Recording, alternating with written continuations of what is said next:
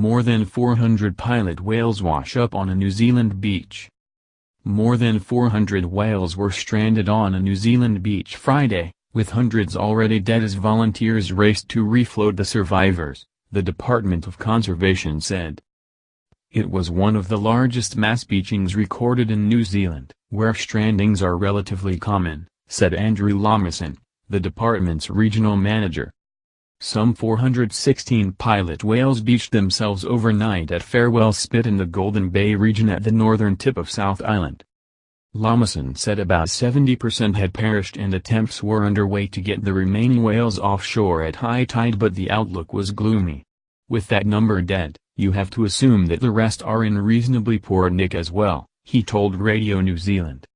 So we're sort of preparing ourselves for a pretty traumatic period ahead.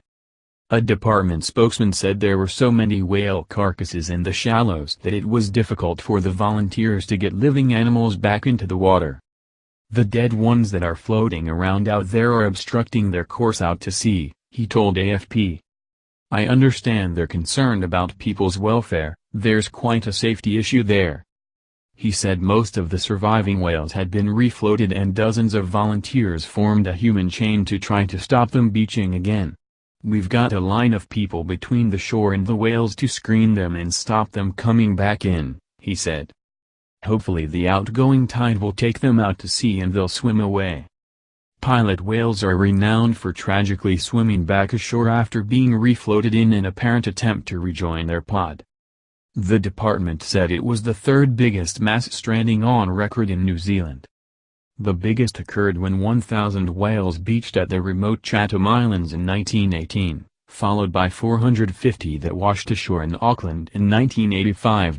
Pilot whales grow up to 6 meters, 20 feet, long and are the most common species of whale in New Zealand waters.